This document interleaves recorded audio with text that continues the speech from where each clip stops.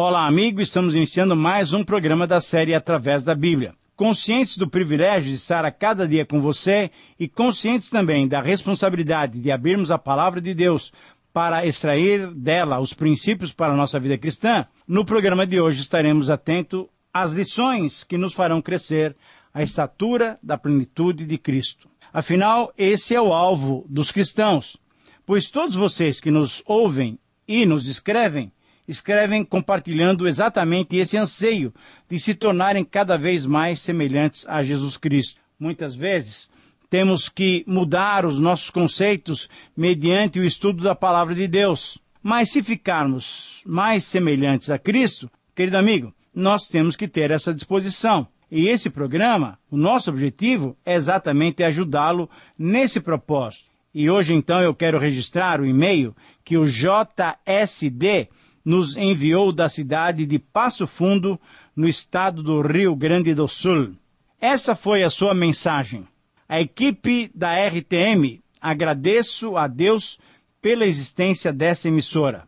Há muitos anos tenho sido abençoado pelas palavras e louvores ungidos que escuto diariamente. Rogo a Deus que continue os abençoando e dessa forma vocês continuem abençoando a todos os ouvintes espalhados pelo mundo afora. Desejo muito sucesso, paz e alegria no Senhor Jesus. JSD de Passo Fundo, no Rio Grande do Sul. Querido irmão, muito obrigado por suas palavras. Nós nos sentimos encorajados. Nós damos graças a Deus quando sabemos que existem cristãos sérios como você, que se dedicam ao estudo sistemático da Bíblia Sagrada. Nossa oração é que Deus continue te abençoando e que você seja sempre usado pelo Senhor para a sua glória, para o benefício daqueles que convivem com você. Por isso eu quero convidá-lo também a esse momento, para aquele momento que inicialmente temos no nosso programa. Nós vamos orar, nós vamos pedir a presença de Deus, iluminando as nossas mentes, revelando a sua vontade para nós e capacitando-nos para cumprirmos a sua vontade. Vamos orar.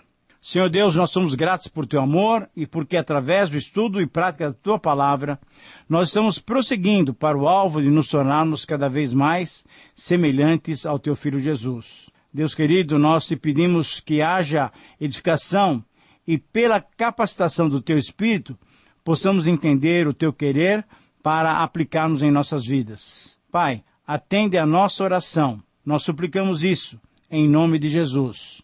Amém.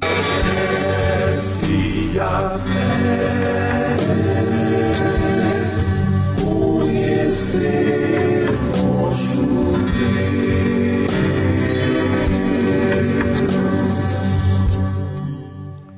Querido amigo, o nosso objetivo hoje é estudarmos os Salmos 94, 95 e 96. No Salmo 94, vamos encontrar um clamor do salmista diante da opressão e da injustiça dos homens perversos. Mas a partir do Salmo 95 até o Salmo 100, encontramos 5 salmos de louvor e honra ao nosso Deus. Mas antes de chegar a esses 5 salmos, vamos iniciar o estudo de hoje pelo Salmo 94. O título do salmo é Apelando para a Justiça de Deus. Diante da ameaça dos injustos e da opressão dos perversos, o salmista, consciente da onipotência, onisciência e onipresença de Deus, apela para ele, que é o juiz de toda a terra. Deus é o juiz de toda a terra, por isso o salmista recorre a ele, para que ele haja de modo justo e objetivo. Na verdade, o Salmo é praticamente um desdobramento do velho problema que encontramos exposto no Salmo 73. Por que os justos sofrem enquanto os ímpios prosperam? Então, veja bem, o tema do Salmo 94, então, é esse. Deus das vinganças. Olha, é uma palavra séria, palavra até muitas vezes surpreendente. Mas é isso que o salmista está dizendo. Veja que Deus é identificado por 2 vezes no versículo 1 como Deus das vinganças. Então, no estilo dos outros salmos imprecatórios, este salmo está mostrando o que vai no coração do salmista e está pedindo que Deus reaja contra a iniquidade. Querido amigo, Deus tudo vê e age na sua santidade, pois o trono da iniquidade não pode se associar com ele. A confiança do salmista deve ser a nossa confiança, pois ele sabe que só Deus pode enfrentar as injustiças dos homens. Então, o desafio do Salmo para nós é o seguinte: se você puder anotar, faça-o por gentileza. Diante da injustiça e da perversidade humana, a atitude correta é apelar para a justiça de Deus. Você que tem nos acompanhado, que você tem acompanhado os estudos que nós temos feito no Salmo, já deve ter percebido que esta mesma frase já foi dita com outras palavras. Não é o paralelismo hebraico, mas veja que muitas vezes os salmistas estão passando esse conflito interno, que também é o seu e o meu conflito, quando nós vemos a perversidade e a injustiça humana campeando nos nossos dias. Qual é o desafio para nós? Eu repito, diante da injustiça e da perversidade humana, o que nós temos que fazer, querido amigo? Não há outra possibilidade. A atitude correta é apelar para a justiça de Deus. E nós encontramos, então, nesse Salmo, 5 aspectos do apelo que nós podemos dirigir a Deus. Primeiramente, apelamos a Deus reclamando contra os injustos. Você tem que abrir o seu coração, reclamar daquilo que você está sofrendo. O autor chama, então, Deus de o Deus das vinganças. E esse nome, que não aparece mais na Bíblia, mostra a tendência humana de querer reivindicar a sua justiça, visto que Deus é o juiz supremo de todo ser humano. Esse título que o salmista deu a Deus demonstra o desejo do salmista em que os soberbos sejam totalmente castigados. Nos versos 4 a 7, esses perversos praticam iniquidade, opressão, homicídio, supondo que Deus está cego aos seus pecados. E essa é uma ilusão grande, porque eles não acreditam na justiça divina. Em segundo lugar, então, nós apelamos repreendendo os injustos. É interessante como o salmista trabalha esse tema. Ele primeiramente pede que Deus discipline com dureza, castigue com dureza os injustos. Mas ao mesmo tempo, veja, ele dá uma oportunidade até para esses injustos. O salmista, embora tenha pedido justiça e até vingança contra os injustos, numa atitude até de misericórdia, de bondade, de amor, ele adverte, ele repreende os injustos, mostrando a eles que estão claramente sendo observados por Deus. Em terceiro lugar, apelamos para Deus para recompensar os justos. Veja os versículos 12 até 15. É uma bênção ser repreendido por Deus? Ora, veja bem, se não tivermos nada errado, creio que podemos usufruir melhor de uma repreensão divina. Alguém deve estar perguntando, mas como, Itamir? Por que isso? Porque a repreensão não envolve só o castigo ou a punição. Querido amigo, a repreensão divina implica também em ensino. Veja bem, sem repreensão, não temos base, não temos parâmetros para o bom procedimento. Quando Deus nos repreende, Ele nos coloca no caminho certo, e assim vivemos de maneira a lhe agradar. O homem que segue a justiça é protegido, mas nessa proteção, ele é corrigido também, e é ele ensinado por Deus. Em quarto lugar, apelamos a Deus reconhecendo o auxílio divino. Versículos 16 a 19. O servo encontra em Deus o apoio para enfrentar os perversos e enfrenta a adversidade com confiança em Deus. A única reação quando tivermos que enfrentar até a iniquidade e a perversidade, a única reação é levar a nossa petição ao Senhor. É apelar-nos ao Senhor. Somente o Senhor pode providenciar ajuda. Somente Deus pode providenciar o apoio e o auxílio que nós necessitamos. Reagir contra a impiedade e a perversidade é nossa tarefa, mas na nossa tarefa é colocar tudo isso diante do Senhor. Não nas nossas forças, mas pedindo que Deus haja. Apelamos então, em quinto lugar, concluindo esse salmo, retribuindo aos injustos através de Deus.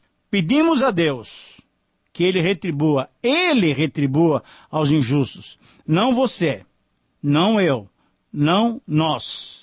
A nossa confiança, querido amigo, deve ser completa, pois a própria justiça de Deus faz diferença entre os justos e os perversos. Ele, Deus, protege os fiéis e destrói os malfeitores. A conclusão que podemos chegar é que nessas horas de grande dificuldade, de perplexidade, nas horas em que a injustiça, que inclusive atinge você, atinge e corre solta na sociedade, o que você faz? A pergunta deve ser respondida de uma maneira clara e segura. É na justiça dos homens que você confia ou na justiça de Deus? A resposta é só uma. Eu confio e você, querido amigo, eu quero te estimular a isso. Confie somente na justiça divina. Apele a Deus, fale com Deus. Ele conhece a sua situação e Ele quer te proteger.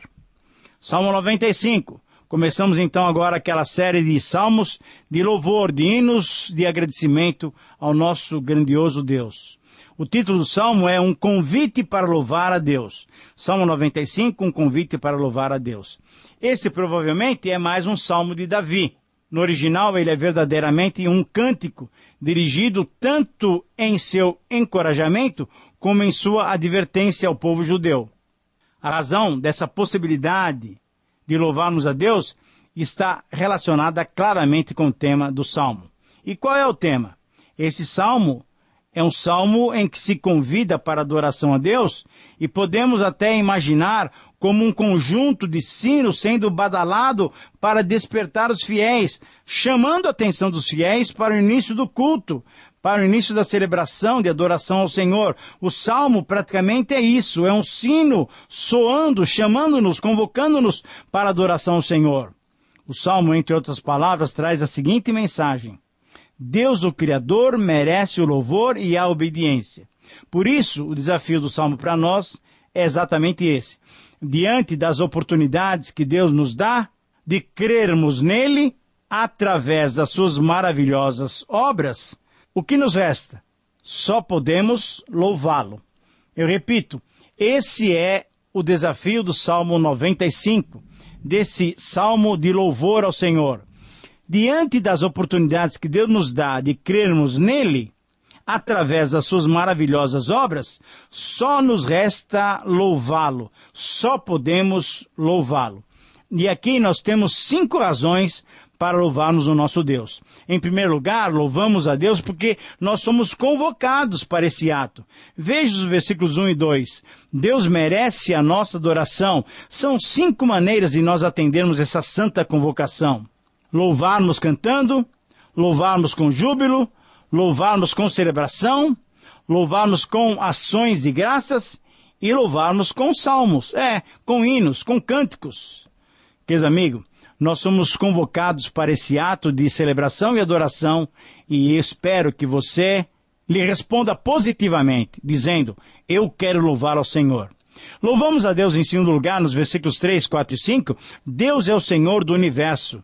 Como Deus Criador, Ele é supremo. Deus é o grande rei de todos os seres e coisas que foram criadas. E não existem deuses ou qualquer outras grandezas. Tudo é do Senhor. Ele está acima de todos e as suas mãos vão até as mais baixas profundidades. Portanto, Ele reina. Ele é o Senhor e merece ser louvado. Em terceiro lugar, louvamos a Deus porque Deus é o Senhor do seu povo. Versículos 6 e 7 é muito interessante e são versículos muito preciosos para nós. Deus é Deus do seu rebanho.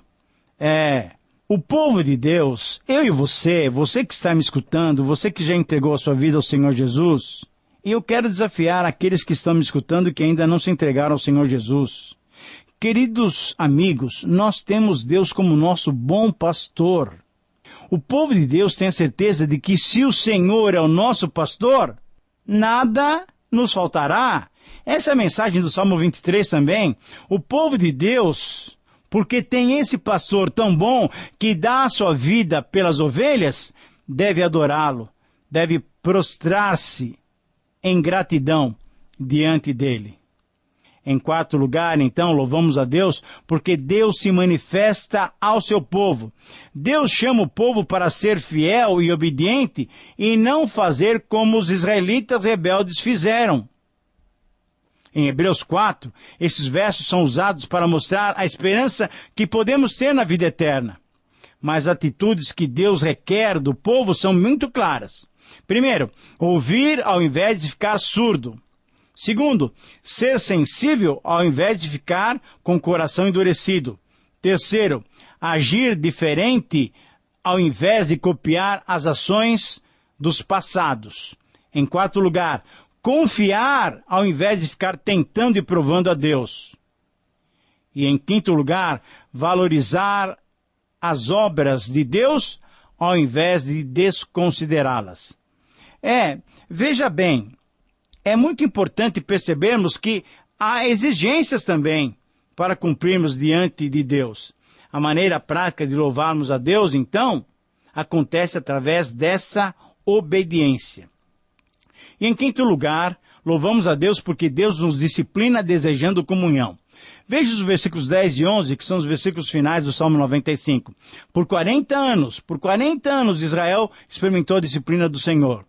Isto é, experimentou o seu desprazer. Certamente Deus não fica desgostoso conosco, como nós ficamos com aqueles que nos aborrecem. Deus lida conosco com retidão e justiça.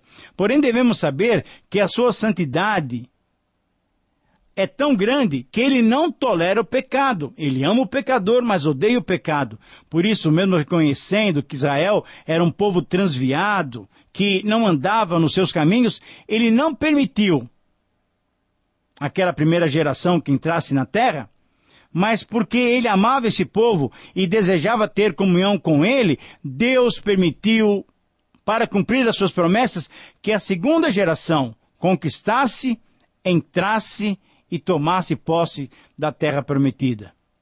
Por isso, podemos dizer que louvamos a Deus porque Deus nos disciplina, porque Ele deseja comunhão conosco. Querido amigo, que conclusão você pode chegar diante de todas essas verdades? O que se pode aprender com esse salmo? Certamente algumas verdades sobre o louvor a Deus. Nos versículos 1 a 5, nas duas razões iniciais, aprendemos que a adoração deve ser alegre e festiva, com ações de graças. Nos versículos 6 e 7, na terceira razão, aprendemos que a adoração deve ser mais reflexiva, mais introspectiva, e por isso temos que nos prostrar e nos curvar diante de Deus. Mas nos versículos finais, nos versículos 7 a 11, nas duas últimas razões pelas quais devemos louvar a Deus, aprendemos que a adoração implica numa resposta consciente e obediente. Deus quer que o adoremos de fato e de verdade. Só é possível aplicar esse salmo a essas verdades se nós as colocarmos em prática. Muito bem, estamos agora na parte final do nosso programa e estamos diante do Salmo 96. O Salmo 96 tem um início muito conhecido. Eu creio que você já tem ouvido várias vezes ele. E eu quero pegar dessas frases iniciais o título para o Salmo. Salmo 96, título Tributando Glórias a Deus. Tributando glórias a Deus. Esse é mais um daqueles salmos de louvor, de honra ao nosso Deus. O tema comum desses salmos é a adoração a Yahvé. Essa é a palavra em hebraico para o nome de Deus. Devemos lembrar que o mundo não tem condições de adorar a Deus como ele merece. Entretanto, o Filho de Deus tem condições de adorar o Senhor. Por quê? A nossa adoração é em espírito e em verdade. A nossa adoração deve ser algo normal, deve fazer parte da nossa vida diária, deve ser o estilo de nossa vida. Por isso, o tema do Salmo é exatamente isso. Esse Salmo nos incentiva a adorar a Deus. E esse Salmo incentiva todos os povos, na verdade, a adorar ao Senhor. O Salmo 96 tem sido cantado muito, e há um cântico bem conhecido aqui no nosso território, na nossa pátria brasileira, cantai ao Senhor um cântico novo. E assim, esse cântico novo, que o salmista nos estimula, a nós, povo de Deus, e aqueles que ainda não são povo de Deus, a adorar e a cantar ao Senhor, tributar glórias ao Senhor, tributar glórias ao Senhor. Diante, então, das grandiosas obras de Deus, devemos tributar somente a Ele toda a glória e força. Anote, esse é o desafio. Diante das grandiosas obras de Deus, devemos tributar somente a Ele, a Deus, toda a glória e força. Nós encontramos aqui 5 motivos para tributar glória e forças a Deus.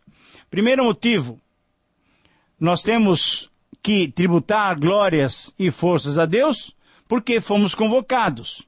Novamente, no início do Salmo, o salmista nos convoca, nos chama a atenção. Sabe por quê? Porque um pecado básico da humanidade é a ingratidão. Ao sermos então convocados para bendizer o nome do Senhor, temos que entender o seu significado. Bendizemos a sua autorrevelação. O nome revela o caráter de Deus. Ao tributarmos glória e força ao Senhor, ao cantarmos, ao bendizermos, além de estarmos agradecendo a Deus, estaremos proclamando e anunciando 3 ações maravilhosas de Deus. Isso é, a sua salvação, a sua glória, que é a sua presença entre nós, e as suas maravilhas. O segundo motivo para tributarmos glória e força ao Senhor baseia-se na sua grandiosidade. Versículos 4, 5 e 6. As nações antigas se caracterizavam pela adoração a inúmeros deuses. Mas nós estamos sendo convocados para adorar somente a Ele. Eles adoravam Baal, Astarote, Dagon. Essa pluralidade de deuses atingiu seu auge lá na Grécia Antiga. Deuses para todas as coisas. Você se lembra também quando Paulo falou lá no Areópago de Atenas que ele se admirava até, porque eles tinham até um altar para um Deus desconhecido. Hoje, por exemplo, o hinduísmo tem milhões de deuses. Ah, querido amigo, porém o Deus de Israel, o nosso Deus, o meu Deus, o seu Deus, esse sempre insistiu com seu povo dizendo: ouve Israel, o Senhor nosso Deus é o único Deus. O terceiro motivo então de tributarmos glórias e forças a Deus baseia-se na sua santidade. O imperativo tributai aparece 3 vezes nesses versos. Assim como o imperativo cantai aparece 3 vezes no versos 1 e 2, mostrando mais uma vez o paralelismo hebraico. Tributar é oferecer a Deus uma expressão concreta de louvor e adoração. Implica em declararmos que reconhecemos a sua grandiosidade e nela reconhecemos também a sua santidade. A santidade de Deus é parte integrante do seu caráter. Por isso, sede santos, porque eu sou santo. Em quarto lugar, tributamos glórias e forças a Deus porque baseamos-nos no seu reinado. Versículo 10. Esta era uma concepção da teocracia. Esse era o governo que Deus queria desenvolver sobre o seu povo. Porém, na época de Samuel, o povo quis libertar-se, quis se livrar do reinado divino. Preferiu um rei humano. Mas Deus é o rei de toda a terra. E por isso, em quinto e último lugar, tributamos glórias e forças ao Senhor, porque Ele é o grande juiz. Versículos 11, 12 e 13. Aqui a convocação alcança o restante da criação divina. Não só o homem deve tributar glórias e forças, mas toda a criação deve tributar glórias e forças ao Senhor. Querido amigo, pense comigo, aplique essa mensagem para você. Você quer fazer parte desse grande coral? Você quer louvar o Senhor? Tribute a Ele então glórias e forças, porque este é o único Deus que merece ser louvado. Que o Senhor te abençoe, que o Senhor te mova pelo seu Espírito a tributar a Ele toda a glória e força. Um grande abraço, que o Senhor te abençoe e até o próximo programa. Terminamos mais uma apresentação do programa Através da Bíblia.